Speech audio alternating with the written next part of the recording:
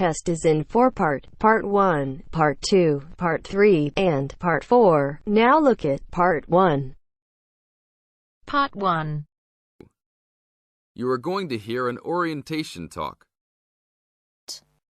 First, you have some time to look at questions 1 to 5.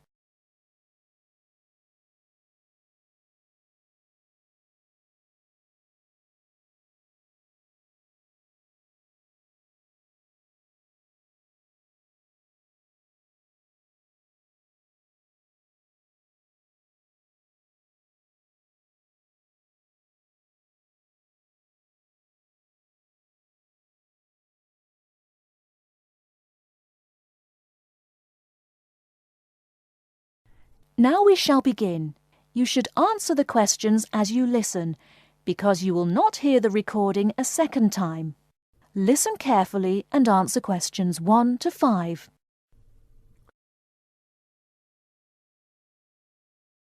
Welcome to Orientation Week.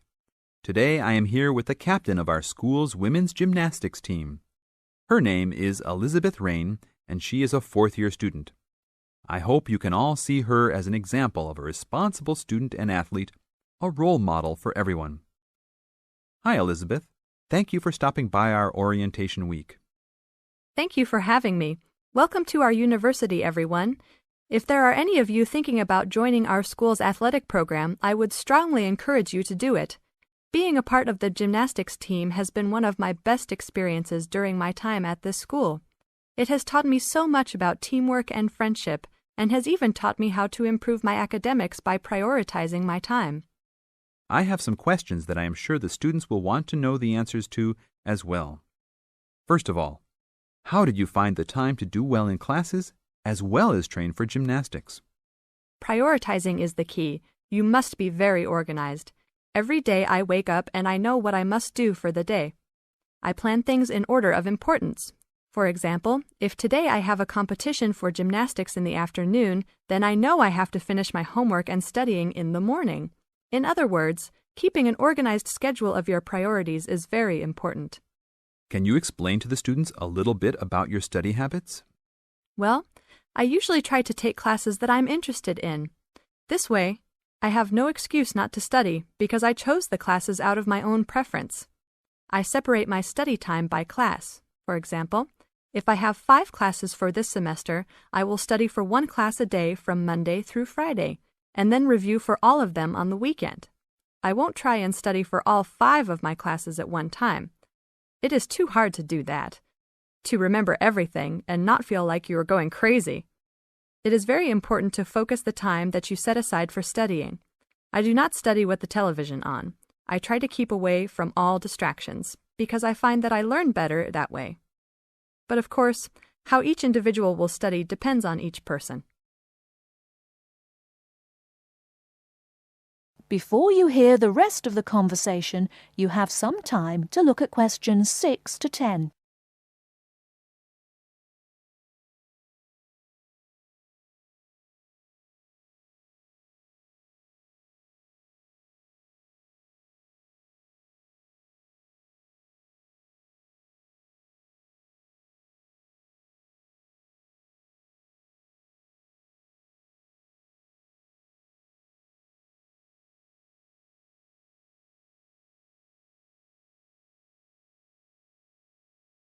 Now listen and answer questions 6 to 10. That sounds like good advice. Let's talk a little bit about your gymnastics career. How long have you been doing this sport for, and what has been the best moment of your college participation? Well, I've been participating in gymnastics since I was a kid. My parents got me involved in the sport. The best moment. I would have to say that there is not one single instance that stands out in my mind as the best moment, but more of a whole experience. My first year in university was definitely one of the best years of my life. I met my best friends that year and really learned to grow up and be independent. Our team went to the national championships that year, and it was an incredible experience, so I would count the whole year as my best experience in college. How about the worst moment? It is true everyone goes through bad experiences. My worst experience would have to be the fall of last year when I broke my wrist. I was unable to participate in sports for the remainder of the year and had to learn how to write with my left hand. I guess when I look back at it, though, even though I wouldn't wish this to happen to anyone, this experience definitely made me stronger as a person. It taught me to look at life with a new perspective and to really value the friends and family that are important and close to me. Thanks for your time, Elizabeth. Do you have anything else you want to tell the new students? Just have a good time. Don't stress out too much, but be responsible for your actions. Work hard and play hard. That's my motto for life. That is the end of part 1. You now have half a minute to check your answers.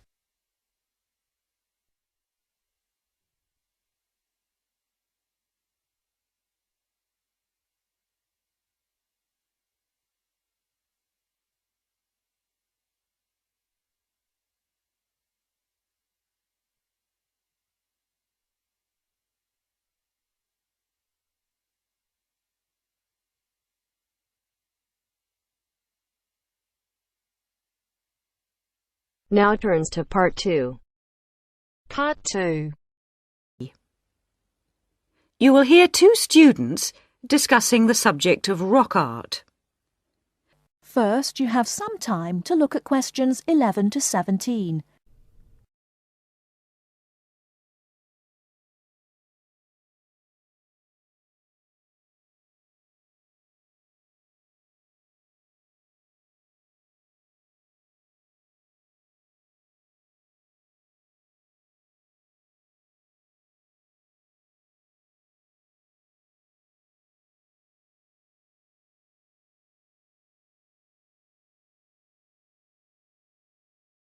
Now, listen carefully and answer questions 11 to 17.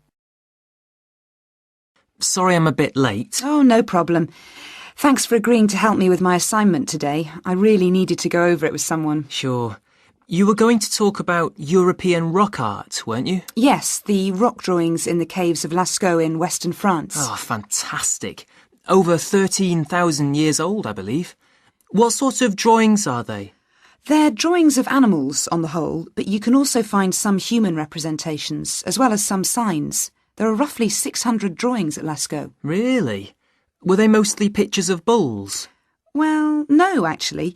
The animal most depicted was the horse. Have a look at this graph. It shows the distribution of the different animals. You see, first the horse, and then, after that, a sort of prehistoric bull. Oh, OK. That's interesting, isn't it? And the third most commonly drawn creature was the stag. There were some other animals, but these are the main ones. What are the drawings like? I mean, what sort of style? Well, the bulls are depicted very figuratively. They're not very realistic. They're very big by comparison to the other drawings of people and signs. They appear to be almost three-dimensional in some cases, following the contours of the cave walls, but of course they're not. Amazing. Perhaps they felt these animals were the most impressive and needed to be represented like that. Yeah, maybe. The drawings of humans, by contrast, consist of just simple lines, like the stick figures my little sister draws. Perhaps humans were seen as less important. Perhaps. What about the signs? How did they draw them? There doesn't appear to be much evidence of signs, and those that have been found are usually made up of little points. Rather like Aboriginal art from Australia. Yes, something like that, but not as complex, of course. So, apart from the bulls and horses and stags, were there any other creatures depicted? In one or two chambers you do find pictures of fish, but they're quite rare. What sort of size is the cave? It must be quite large to have that many pictures. Well, it's actually a number of interlinking chambers, really. Here's a map showing where the different drawings can be found. Oh, good. Let's have a look at that. The first 20 metres inside the cave slope down very steeply to the first hall in the network. That's called the Great Hall of the Bulls. Here. OK. Then, off to the left, we have the Painted Gallery, which is about 30 metres long and is basically a continuation of this first hall. But further into the cave. Exactly. Then we find a second, lower gallery called the lateral passage. This opens off the aisle to the right of the Great Hall of the Bulls. It connects the next chamber with an area known as the main gallery. At the end of the main gallery is the Chamber of Felines. There are one or two other connecting chambers, but there's no evidence of man having been in these rooms.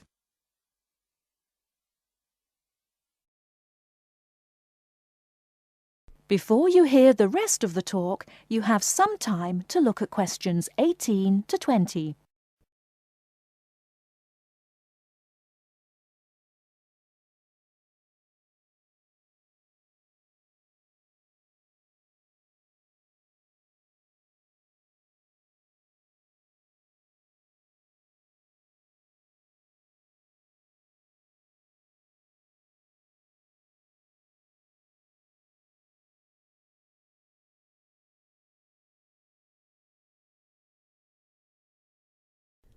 Now listen and answer questions 18 to 20.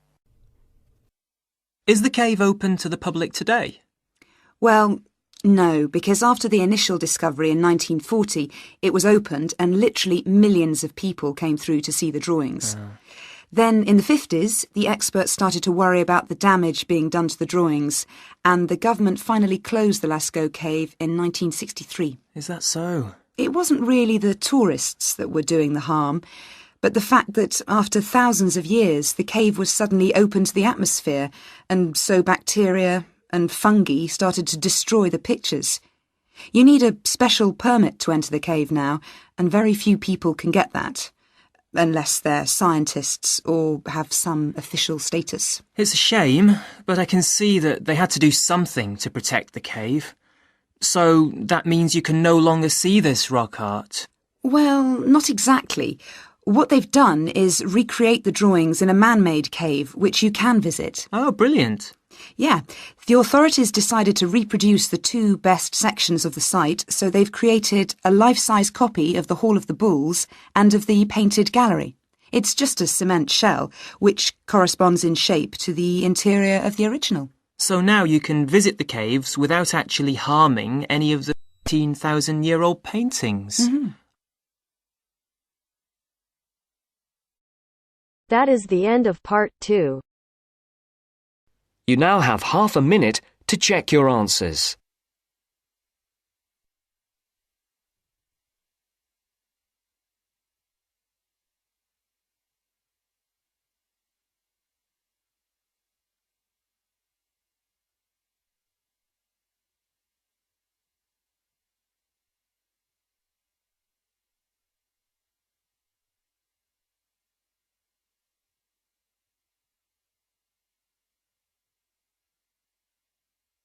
Now turns to part 3. Part 3. You will hear a tutor giving some business students instructions about a finance project. First, you have some time to look at questions 21 to 26.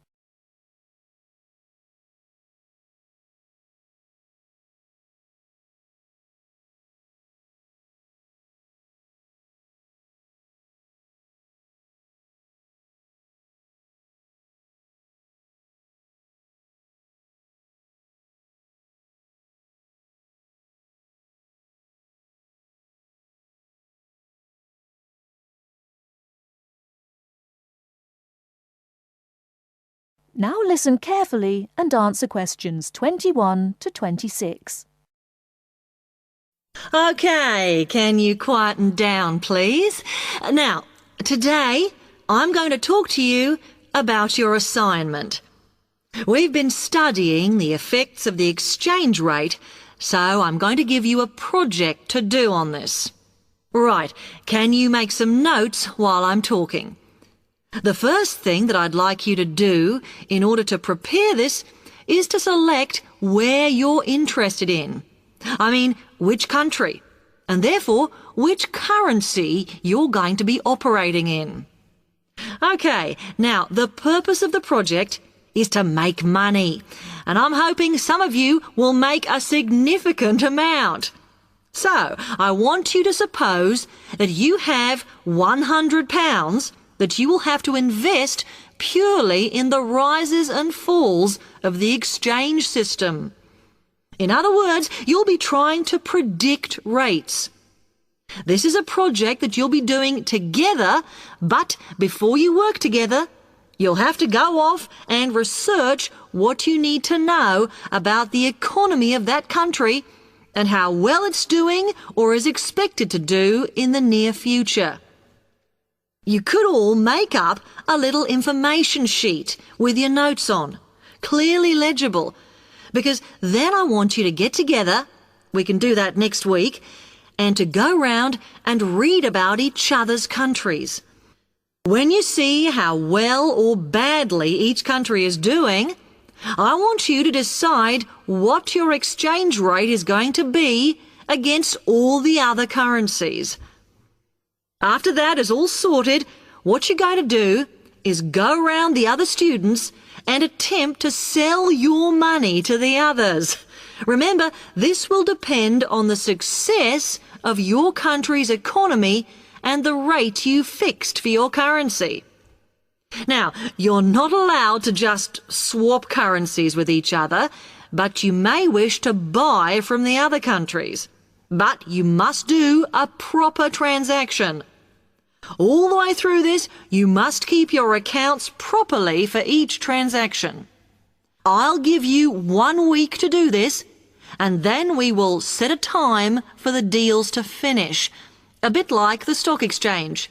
And at that point, I will ask you to calculate how much you have made. Is that clear?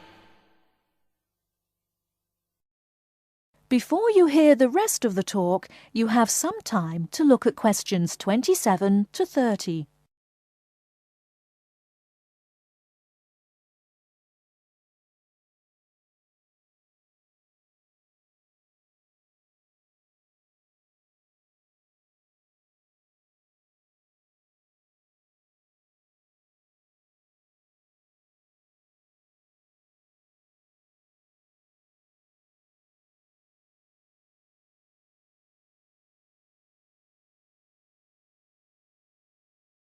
Now listen and answer questions 27 to 30. Before you begin that, there are a few things I want you to read up on to prepare. You need to look at the economies of the UK's main trading partners. I don't mean all of them, because that would be over 80, but just the 29 principal ones. There are summaries in the last 3 books on the book list I've given you. And so that you can practice applying the criteria on assessment I gave you, I'd then like you to focus just on one sector across all the countries. The most common one across every country is farming. But as much agricultural produce is for domestic consumption, I'd like you to look at manufacturing. Then, I would like you to do a detailed investigation of one particular aspect. I was going to give you a choice, but I think as we've just started the course, it's better if we all look at the same thing, and then we can discuss it in the seminars. So the thing I'd like you all to look at is fluctuations in import prices. Now, you need to do all that before you start the project, as it will help you assess the economies of the countries you'll be representing in the project. Don't worry, you've got plenty of time. Exam week is December the 8th. Then it's the holidays until January the 6th, so I don't need the project in till February the 5th. Is that okay? Now, any questions on this? Because That is the end of part 3. You now have half a minute to check your answers.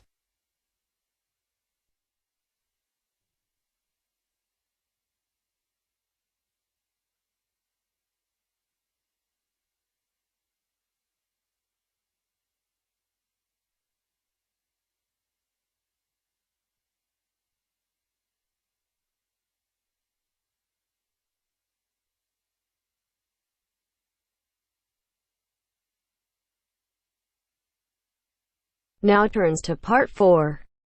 Part 4. You will hear a talk on bullying in the workplace, given by a university lecturer to a group of students.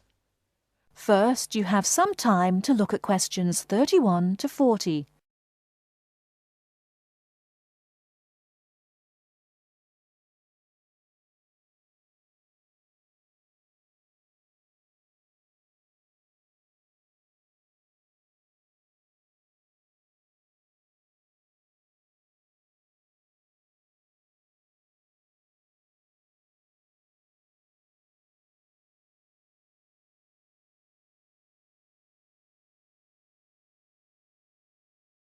Now, listen carefully and answer questions 31 to 40. Good morning. My name is Dr. Mervyn Forrest, and I specialize in management techniques and training. I've been invited here today to talk to you about the cost to the economy of bad management. And what I would like to dwell on first is an area that has recently been exercising everyone, and that is coercion in the workplace, or, to put it more simply, bullying. It has been estimated that bullying at work costs the British economy up to £4 billion a year in lost working time and in legal fees. And with the problem apparently on the increase, it is time that managers took on board what is happening. I would like to think that what is perceived as bullying is nothing more than lack of experience, insecurity, or lack of awareness on the part of managers, and not a conscious effort to attack someone, but that is perhaps a case of my being naive or over-hopeful. Before we break up into groups to look at the first task on the handout you've got, I'd like to give you a start with some of the main bullying methods that have been identified so far. Basically, what I'm going to do here is to give you examples of 1 or 2 points. Can you all read the OHP clearly? Yes? Right, off we go. The first item on the list is giving people tasks which managers themselves cannot do and which are therefore impossible to achieve. This is, in fact, a very common strategy used by managers to manage their subordinates. It gives certain people a false sense of security as they watch others failing while they try to achieve the goals set.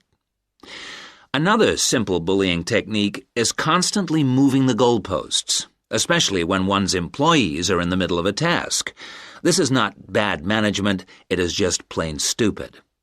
All targets and goals set should be easily achieved within a realistic timescale. Sending memos to someone else criticizing the performance of a task where the individual has no way of replying is another common technique, especially when the manager concerned does not reply or makes it impossible for subordinates to contact him or her by not answering the telephone or not replying to emails. This is not the style of a sound manager, but rather the antics of someone with emotional problems. If you behave like that, don't expect your staff to respect you. And now, the technological bully. It is interesting how all tools designed to help can be turned into dangerous weapons. The urgent email bully is fast becoming a problem in the office. Employees turn on their computers to be faced with a string of badly worded emails, making instant and often unrealistic demands, which reveal the hysteria mode of management.